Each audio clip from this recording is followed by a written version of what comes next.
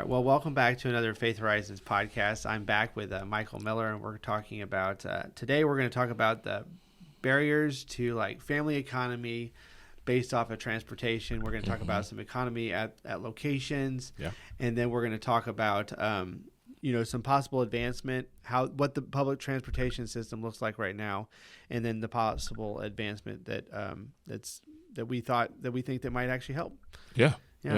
I think there's a lot of ways to address the transportation issue, but I think one of the things I really do love about our city is it's not a, like I said earlier, urban planner versus democracy. Yeah. It's the urban planner thinking about democracy. Yeah. And that gives me hope. And really, our city really is advancing quite rapidly in the area of public transportation, quite rapidly. We are developing. I mean, we've already got an app. There's a Casey Ride app. They have an app, and it'll tell you if you're going to go from here to here, you're going to have to go pick up this bus and then do this and then do this and do this. So there is a lot of things that our city is already doing, and then they've just introduced a new public ride system called Iris, which we'll get into that. I looked a little bit into that. I mean, this stuff is happening so fast that it's like, wow, they're developing quickly, and they're spending the money and creating infrastructure for people to be able to move more economically through our city. I think they kind of have to because our city is growing quickly. Yes. I don't have solid data in front of me, but I'm willing to say we're one of the fastest growing cities. We got to be. We're growing in population pretty quickly. Right. And I think by trying to implement, growing, evolved ideas of transportation is going to help build and continue to build on this, population growth. Okay. There's certain parts of our city that do not have very much economy at their location. Yeah.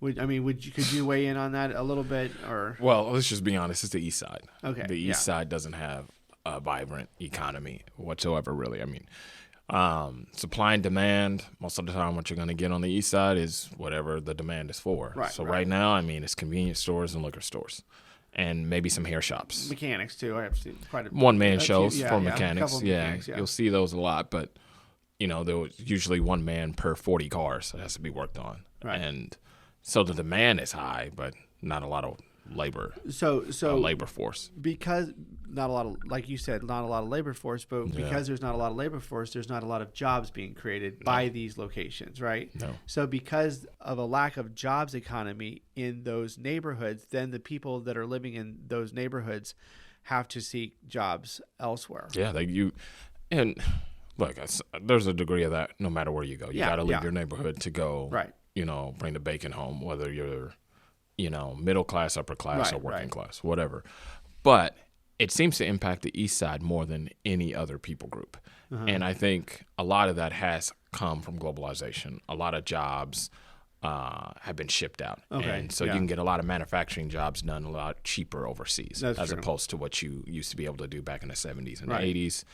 But even if you are able to find a decent job living on the East Side, you still have to find the connecting bus routes, and that takes more time out of your day. So a 5-8 hour shift during the week, 40 hours a week, it's probably closer to 60 hours a week, and you're really only getting compensated for 40 hours. So and we have a really advanced carrying transportation system here in Kansas City. Like, our people are really working on trying to make sure you have all the best information to coordinate free transportation to get out of your neighborhood. Like we said, the Kansas City Casey Ride app, all these things. We're actually trying to develop in these areas.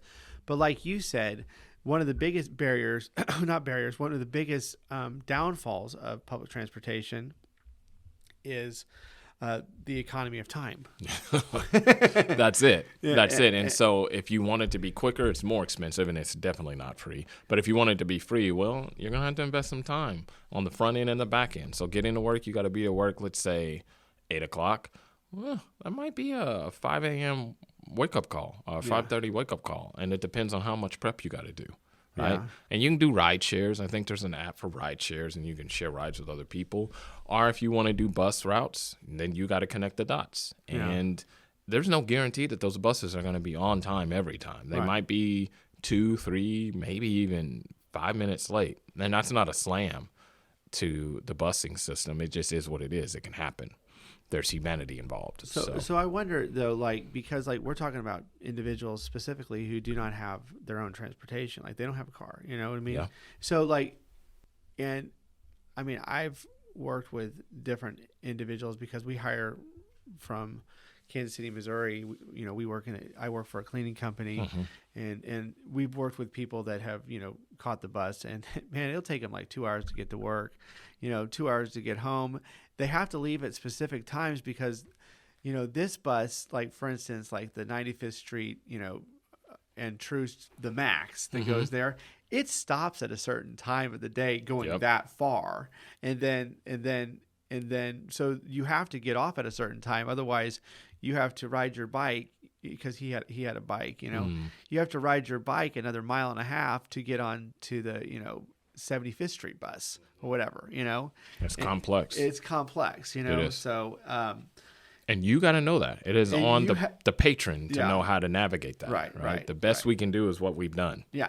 But again, I mean, Mayor Lucas, I think his first term, maybe in the first 2 years even, put into effect the free ride, you know, on the bus route system, and it's really been, I mean, because at least that alleviates that barrier. Yes. So then money's not as much of a barrier. Still, time is still, you know, kicking you in the pants a little bit here. Yeah. So, but why are the people that are, you know, that don't have transportation, don't have a car, why aren't they taking that? I guess it's hard to take that resources that you've earned, then save it, and then buy a car. Well, okay, so this is where it gets tricky, and this is where we gotta have an honest conversation. Okay. And the business economy, even with buying cars, is predatory, right? So the car might look great, but everybody knows it's lemon laws and things like that. Yeah. Car might look great, but the minute, you know, you get into it and you break it in, after about 90 days, you could have a critical breakdown. Transmission goes, engine goes, something goes. Right? Yeah, because we're talking about like a used car here. Yeah, that's what I'm saying. We're not talking about something fresh off fresh out of the manufacturing plant. We're talking about something that might have 120,000 miles on it already. Yeah. Right. And that's still an expensive car. And then we're also talking about on the east side, there might not be, you know, a big, strong family structure where there's a person who's very well educated on the car and how to check a car over when you're buying it. You're just excited to get off the bus, and I got a car, and I can dictate terms now, right? Right. And you get excited about that a little bit until you got to think about the maintenance, the oil change, the transmission fluids, all these kind of things, right? And so there's a myriad of problems that comes into even car ownership, and then tagging it, right? So the last couple of weekends, you do. But Highway Patrol, along with KCPD, did a collaborative effort to get temp tags and people with temp tags off the streets, right? So if you're not licensed, you're not paying your property tax, you're getting you off the road, right? So there's all these little fees that start adding up. And one of the things we found working in a nonprofit, my wife and I, is the moms are always having expenses on car maintenance, tags, insurance, all these kind of things. And then, God forbid, you get a ticket. So it's, as much as getting a car is a way out, you also have to start banking, and now you have to start budgeting for consistent maintenance so you don't have this problem of the car broke down again. So you might save, like, let's say 3 hours a day in transportation, right? So like, let's say you save 15 hours a week in transportation, but your initial car purchase, you know, like let's say you purchase a $10,000 car, which is a low value car right now. I mean the used cars are expensive, you know what I mean? I just bought one. They're expensive, you know? And so high mileage, you know, $10,000, you know, car, and you're making payments on that unless you were able to save money cash, you know, which that's a lot of money to save up, you know? And it works though, because and we saw some resilient, resourceful women on the east side, especially single moms. They'll figure it out, and they'll take that income tax and they'll go buy a car. The problem is your income tax isn't going to never be something like what a valuable used car would be, $20,000, $25,000. Let's just be honest, right? I mean, the income tax, you might get $5,000 to $8,000 back, and there might be some other things you need to buy. But if you spend all that on a car, you haven't even planned on insurance, license, you know, things like that. And you're probably still not getting the greatest quality of vehicle. So there's all these expenses that you go from you're saving time, but now you're spending money. But when you were having to spend time, you didn't have to spend money. That's what I'm trying to say. Is like dynamics. It's an exchange, right? So you might go from having 15 hours a week of expense, because that's an expense. That's a big expense. And now you have, $500 a month of expense to have and maintain a car. And then we get back to the economy on the east side. So you could $700 a month. Yeah. But then you could find gas and all that other stuff too. Yeah, I forgot. Or you could do your car payment stuff, and it's like, oh, and I don't miss car payments at all. Like I love owning something outright. I got enough bills to think about. But that becomes tricky, right? And we can get into that another time. And there are really good lenders, and then there's predatory lending. This person's probably going to end up getting his car repoed or something like that. Again, another day, another story. But there is this idea where you have to start budgeting, and you got to start thinking about the economy of having this car. And then who are you going to take it to if you do need to get it maintenance?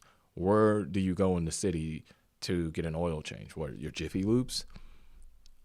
Maybe, but you kind of have to watch them when they're working on your car. I would personally do. I mean, they're not super skilled mechanics. Or if they're super skilled mechanics, like I brought up earlier, you're talking one mechanic for every 40 cars.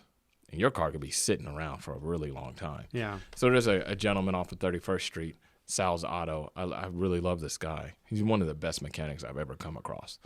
He can't find any labor force. He's got a bunch of work. But nobody really wants to learn that trade on the east side anymore. That's sad, because we're talking about somebody that actually does have a job economy. He has jobs, right? Plenty. He has jobs, and then for some reason the people in the neighborhood don't want to. I mean, I'm like, this is a walkable job. Like, walk down, work. It's hard work. It's honest work. It's honest work, right? But mechanics get paid Really good. Pretty good. Really good. If you invest the time and energy, about 3 to 5 years, it's worth every penny. Because, you need to get a space. You need to get your tools. You need to get the right machinery, right? You need to get your lifts. But 3 to 5 years, if you really put the time and energy into it, auto mechanic is worth it. Yeah. So like one of my friends, or one of my acquaintances, he owns an auto mechanic shop, and he pays his employees, the good mechanics, $1,000 a week. Just $1,000 a week, and whatever he brings in, after he pays them, he keeps. But it's $1,000 a week. Like, that's nothing to sneeze at. Yeah, that's nice. That's nice work. That's livable nice for sure. That's a livable wage. It's $48,000 or about 48 a year or something, vacation, whatever. But no. But see, goes all the way back to, yes, with free transportation, it has its own ills, right? You got to coordinate, plan, and you have a time expense, major time expense. But then with a car, you got an economy issue. You got a expense issue. These are things to where, I hate to say it, it's a rough learning curve, because nobody's there to really teach you that. You just kind of have to learn it as you go. So you kind of have to pay yourself forward in your own way. Like with money, like actually costs money to pay yourself forward. So yeah, I just had this experience with my 19-year-old son. He'll be 19 here in a minute. Yeah. And I mean, he figured out how to drive, but he had a fender bender a couple of weeks ago, right? And he was in my car, right? And he had to learn how to negotiate. He had to learn how to deal with insurances, but he had the buffer of me being there with him, right? Now, here's how you can negotiate. You can talk to him one way. You can say, do you want to involve insurance? Yeah, blah, blah, blah. He had me there to help him buffer that. What a lot of people on the east side don't have is, let's just be honest, this nuclear family, the man's probably not around, or the grandpa might not be engaged, or whatever. You may have your grandpa, but your grandpa's retired and he ain't got that problem. He pays his insurance once a year, annual payment, right? But again, he had me there to help him buffer this knowledge, right? Yeah. Without me there, who knows how I would have went. Most times, people might just run off because my insurance is lapsed. I don't even know how to have this conversation. Yeah. Right? Or just pay out of pocket. Or you just report it to your insurance goes up. All these little things, I was able to help him navigate it in a way to where both parties won. Right? Yeah. They got their car fixed. My son's license is still intact. He's not going to spike my insurance crazy. Yeah. But again, there was a buffering factor of a father figure or a dad in the mix. And then the dads are more of they get into the problem solving, and they're more of a but there's no problem solving for your average single mom on the east side. Yeah, and she's take learning. the bull by the horns type of thing. And she may be. There are. Let me not I was always. going to say Let me not always make this a gender thing. Yeah, but this person who is learning to get off the public transportation and get their time back may have to learn these lessons the hard way. And we're not just talking about. We're talking about a dual parenting thing. Yeah, so they're like not a single parent. So it's helpful to have that other parent to kind of, I'll jump in on this and resolve these issues rather than allowing, your son or your other person make a significant financial I think I'm just juxtaposing the learning experience when Yeah. you're thinking about the east side and, employment at place and where you're at. Yeah. And when you're trying to get out of that, that's a whole nother rat race in itself. Yeah.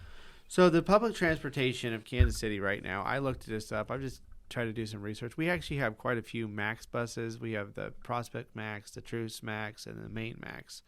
Those Maxes be moving, bro. Have you seen them like around 3 to 5? Those bad boys be moving. They keep the pace. From what I've heard about the Max, they're like every 15 minutes, man. I love the Max. The Maxes are like, if you're on a Max line, you're. I hope somebody from the transportation system in Kansas City is watching or listening. Pay your Max drivers more money. Those guys are excellent drivers. They get there quickly, efficiently. Yeah. So anyway, I've been very blown away by the Max system, and then the other. Bus routes which are the blue buses. So these are the red buses are the Max buses, and then the blue buses are just. I know, right? That's easy to color coordinate. Anyway, but the blue buses, are the regular city buses, and the regular city buses will do more like bigger routes. Like they'll have like a big circular route that they'll run. Versus the Max buses, which are running straight down main roads that are delivering and dropping people off. So, but the public transportation system, again, like we talked about, it is free, at least in Kansas City, Missouri. Mm-hmm. And then, but there is a time expense even on that. But with the Max, though, the time expense is a lot less. A lot less. A lot less. If you can figure it out and it works for you, it's doable. It's doable. So then the other item that they have that they've just introduced, I don't know how long ago because it couldn't have been that long, was Iris, which is they're partnering with another existing taxi company. So the existing taxi company is actually created, or they're using that system, but then and their employees, but they're labeling it as Kansas City KC Ride. Anyway, so it actually does work, and so they're using their software to pick up and drop off and. Is this rideshare, or is it? It might be rideshare. This is called Iris. I don't know. Rideshare might have become Iris. You never know. Okay. But this is like a car. It's a car, so anyway, that picks you up, and it's very much like a taxi thing. And I was just thinking, so like I decided, well, what if I was to, and so this is a car where you could get into, they might drive, a couple miles away, pick somebody else up, and then drive you to where you want to go. You know what I mean? So you might have another passenger in the car with you, which is a little different than Uber. Uber would pick you up. Mm-hmm. Not pick anybody else up and drop you off at your location, right? So there's more expensive. Right. So Uber from my house, which is in South Kansas City, to the plaza to UMKC was $40. Whoa. 40. Just you? Just me. Not one your producer, way. Not just you and one way. Not one you way. producer equipment, one just way. You. Wow. From my house to Liberty, it was $99. One way. One way. So with rideshare, with this little Iris thing, same location. So I'm like, I want to go here, same location. It was $4. So this is where Kansas City really is coming in and saying, hey, man, we're creating a way for you to get around that's not going to bust your chops, bust your bank account. But see, that's the thing too. Like that's why I said in the beginning, why one of the reasons. If you're Kansas City, and you should love your city because they are doing their job. They're doing their best, and they're marrying things that most people just juxtapose and butt heads at, because your urban planners normally don't care about democracy, right? In other major cities, not here. Like, there's always some new inventive way, and a lot of it also can be, we do thrive and we do have a city that prides itself on having an entrepreneurial spirit. So if you're willing to get out there and figure out a problem and figure out a solution to the problem, then 9 times out of 10, somebody in a city is going to give you a break. So I do love that fact that that's a crazy disparity, like 10% of the cost. 10 times. Well, at a 10% of cost of what Uber charged you, right? They were able to do it for 10% of what you paid for an Uber, right? Yeah, 10%. Yeah, 10%. Like, that's crazy. That's amazing, right? It's amazingly different. Okay. Anyway, so now we want to talk about some possible advancements of, either for the transportation system and then also maybe for these locations of low economy. So, and what I mean by low economy is that they don't have a lot of they don't have a big job economy. They don't have a big job economy. So how can we increase the job economy in those areas? What needs to happen? Yeah. So one of the things we talked about was the Kansas City streetcar. We love the Kansas City streetcar. I love the streetcar. That's a really good date night idea. Yeah. Husbands, I'm helping you out here. That's a really good date night. Like, everything could be cheap and really fun. Yeah. Yeah, Kansas City streetcar makes our city so much more walkable. It does. Our family will go down to the Kansas City market, and we'll park at the market, and we'll just get on and go. You can get lost down there. We won't be back in the car until we come back to the car, but we'll get in the streetcar, we'll ride it up all the way to Union Station, we'll go to Science City. I'm just saying, like, this is our ride. We'll be out for 3 or 4 hours, and then we'll go back to the car and go home. Yeah. Because you don't have to get back in your car, because nobody wants to drive around in the city. Definitely not. So the streetcar is definitely helpful. But one of the things, though, that has been proposed, or what I was suggested and then has been proposed, is that the streetcar go east to west, right? I love that. That would be great. Yeah. And so in going east to west, then they have to be very careful on the street they choose to implement that model on. Right. Do you do 39th Street? Do you do Linwood, 31st? Which street do you choose to go east to west, or west to whatever? Which street do you choose? I'm still the biggest fan of Linwood, even though Linwood. I think 31st would probably be, I think 31st would be a home run, mainly just because 31st will run further and probably a good stopping point. I'm thinking it would be somewhere down there around where Quick Trip is, and all the way, if you took it all the way down, you would go past certain streets, and I think you'd end somewhere. I can't think of that street, but there's a Quick Trip at the end of it, I think. And you could run fairly unencumbered on 31st Street. But I think Linwood, you have higher traffic. Which one of them has more commercial venture? Linwood. Well, then it's a choice then. It's the right choice then, maybe. Yeah, because on 31st, you're going to hit spots and pockets where there's more business than Linwood, but Linwood's going to have more business throughout. Yeah, the biggest, one of the ways that, they pay for the Kansas City streetcar, and this is kind of the way they do it, is that there's a percentage that they take of the increase of the locations that they then put the streetcar in. Mm-hmm.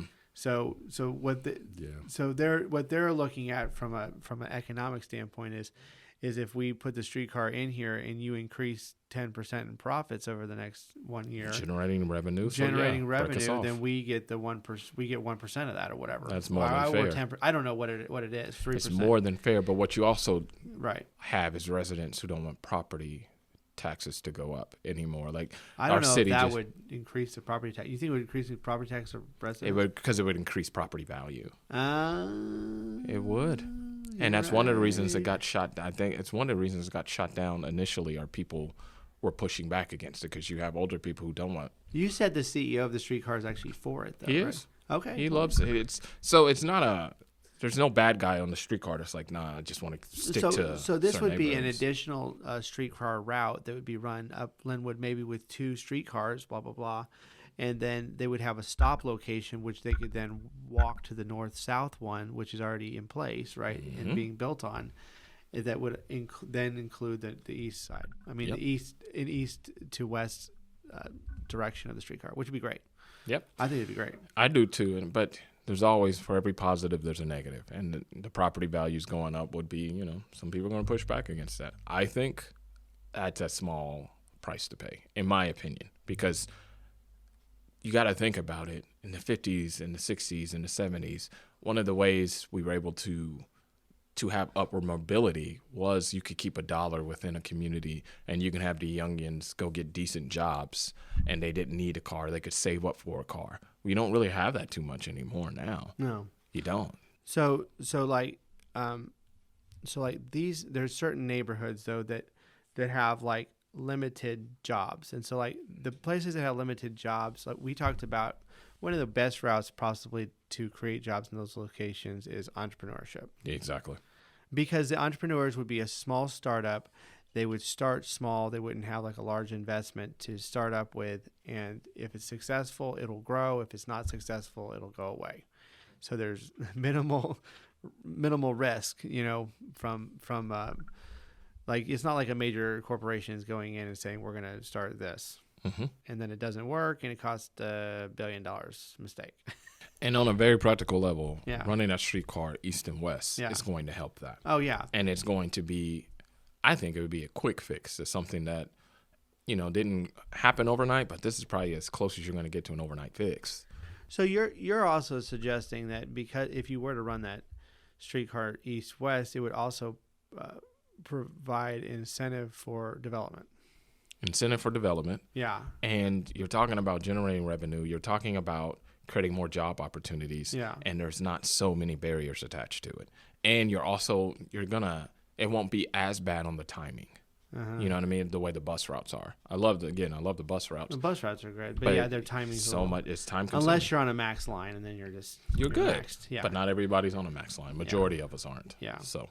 I mean, most people are not on max lines. So I think it would help with the east-west, north-south connection, and then you are able to get people to really decent paying jobs within the city, and an affordable, and minimal investment of time.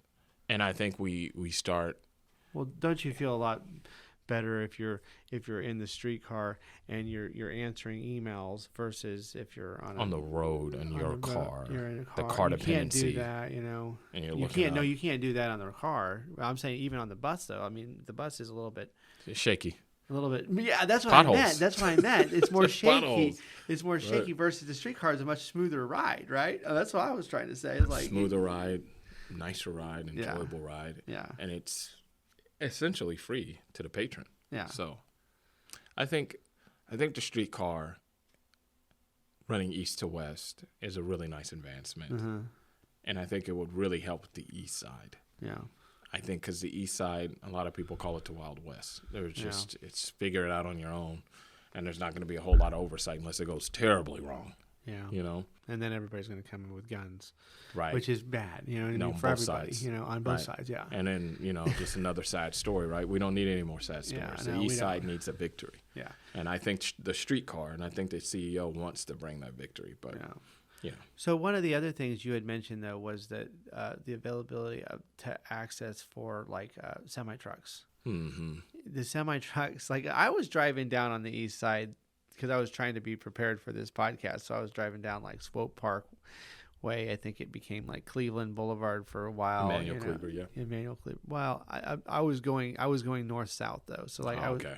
So I was trying to go north-south. Really quick, yep. On the Swope, Emmanuel, yeah. So anyway, I was trying to go north-south, and so I was headed down towards 3rd Street, which is, basically Independence Road. Mm-hmm. Anyway, so I might have been down there near Benton or off of those. I was on main roads. I wasn't in the back roads, but it man, it gets a little hilly over there, by the way. It's once pretty you start hilly getting north. Yeah, once you start getting north, it gets hilly. Like you go up, down, down.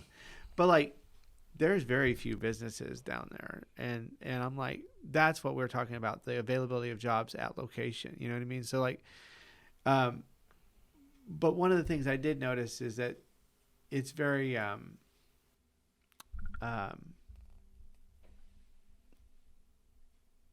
Yeah. But anyway, we were talking about the semi thing. So that's what I'm saying. Like logistics of navigating cities, especially, once you start getting more into the core of any kind of urban city, it's just tough. How many times are you seeing big rigs or your 18-wheelers navigate those tiny streets? Even your FedEx and UPS trucks, they make me nervous. Because those guys are on a time schedule. They're not getting paid by the hour, right? Yeah. They're getting paid by the stop. These people drive. They're trying to I've been to Mexico. Mm-hmm. These people drive like Mexicans. There you go.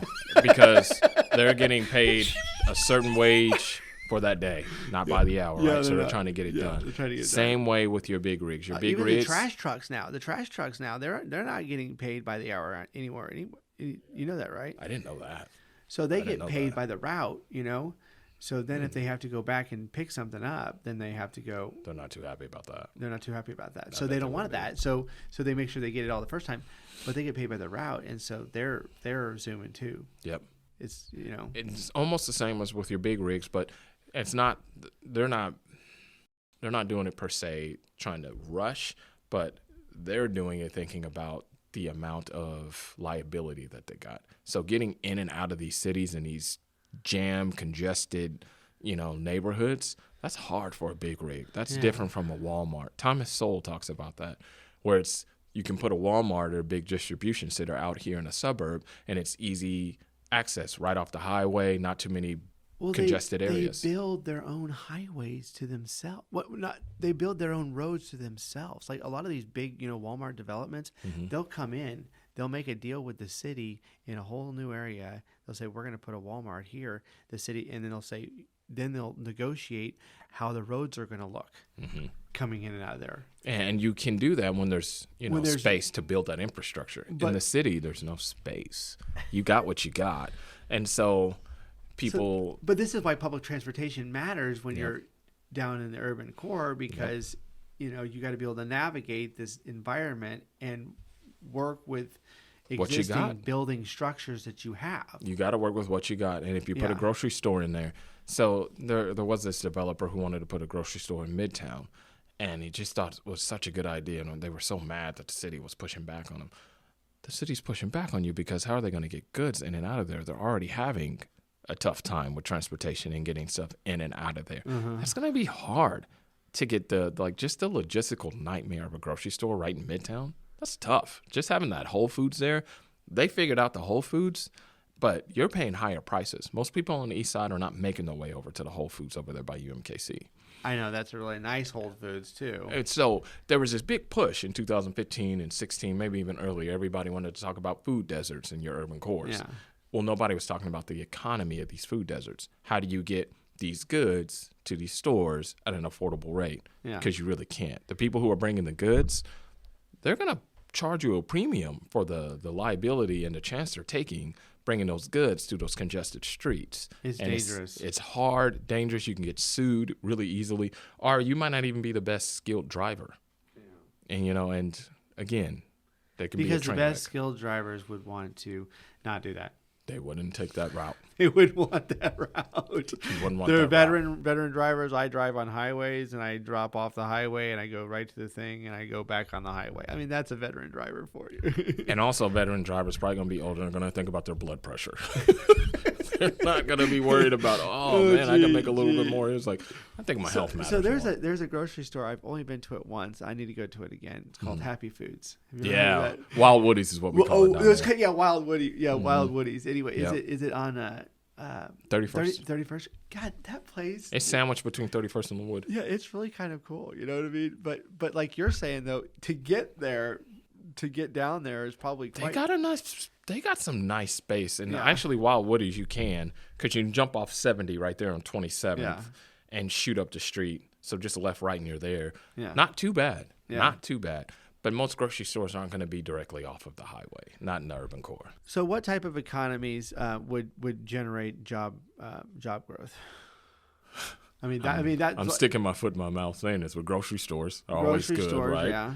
But economically, good luck. One thing I kept meaning to say was the price of goods. If you want a grocery store in the urban core, you're going to pay more. It doesn't matter the quality. Yeah. You're going to pay more for the premium of getting the goods there.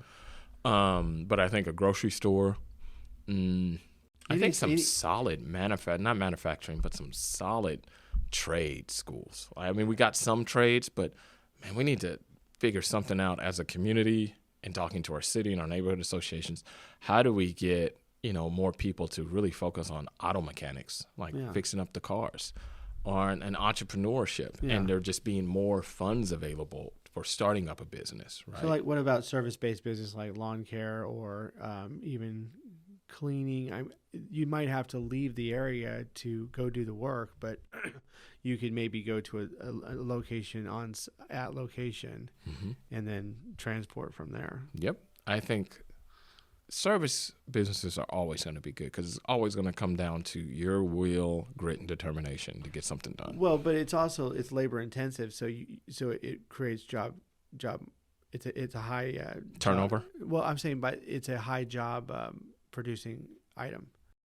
Like, because a service based business, like we have in our company, we have 50 people working or 45 people working for us, working with us. I mean that's significant. You know what I mean? It's a good labor force. 45 jobs to an area, that's nice. That's why, when they're talking about like bringing Amazon or Facebook or Google into town, they're like, this is going to provide 2,600 jobs. That's job economy. It is. That's job economy. And that's the kind of job economy where it could vary. Yeah. You could have really high level paying jobs, and then you can just have entry level jobs. Right. And there's no barriers. Both. Yeah. Right, because you got to enter in somewhere, right? And while you're getting your degree in, whatever you want to get it in, operational management, which is a legitimate degree. If you learn logistics and things like that, and all these big warehouses, you come in at the entry level, they do tuition reimbursement. See, these are the kind of things, those kind of jobs that we do need more of. Because there's that upward mobility. 18, 19, 20, 21, those are good jobs to get. Yeah. So I think those could happen. I don't know if they'd happen on the east side. I went on an... Well, the Amazon and Google and all these Facebook, they're going to build their own facilities. So they're not going to do their thing. They can't, they're not going to, we're not. They're not going to fight with the city. They're not going to fight with the neighborhoods. We're not going to mow down neighborhoods in order to build these locations at all. That doesn't make any sense at all. I mean, we've done that before. I mean, I'm sorry. Cities have done that before with highways, and it didn't work. So it didn't work out. But after a while, something's going to be done or had to be done on the east side of Kansas City. Yeah. And I think a lot of people may or may not like it. But I think I was hitting to this a few seconds ago. I went on a date with my wife. Okay, yeah. And we really liked to find like rooftop restaurants. And so we like to eat and kind of enjoy the scenery of the city. And we're looking north and west and south, and it's just lit up. It's nighttime. And it just looks so beautiful outside. And then I look over to the east side, and it's just like zero dark 30. I mean, it's only 8:30, but there's like nothing. I can barely see street lights. It's just there's no economy. It was so we're from the north, the east. I'm sorry, the north, the west, and the south was vibrant, lit up with lots of development, a lot of things happening. Lots of things happening at that hour, even. Yeah. But then when you looked east of that direction, and we're talking about on Main Street here, so I'm on Main Street. Yep. Should be a core. Like other stuff should be on both sides of it. That's we're not talking miles apart. Yeah. We're talking a few city blocks. Yeah. And just dark, nothing going on. And a lot of stores on the east side have to close at 8. Just it is what it is. The fallen world we live in. But looking at it, I just feel like if you didn't drive the roads, you wouldn't think there's any civilization over there. And we're only 4 stories high, but what a good view we were able to get of just what's happening in our city. Next time you should get up there and take a panoramic. I didn't even think about that. I'm still kind of cool. That would have been like to describe your point of view there. So I should have done that, but I think a part of me was an old grumpy man who didn't want to be on his phone and wanted to be in the moment. But that moment, that would have been. Yeah. That probably would have been a good panoramic view. Would have been nice on that one. It would have been, but no, I think there are a lot of jobs that can be reinvented and bring the east side back to life. But in and of itself, transportation is going to be critical on how you bring that back to life, especially in these more dilapidated urban cores. Yeah. Our city, particularly. I don't know much about Detroit or any There's other plenty. major cities. Every city has, every city has these problems. Every large city has dilapidated areas that have, so I'm just saying, like, this is not new. It's nothing new. But, it's how do you redevelop it? How do you, bring in development that's at least, 60% agreed upon? Whatever. If you can get that, there you go. That's a win. Yeah, I know. That's a win. You get the 60s, you're winning, man. So anyway. Good conversation. Well, thanks, man.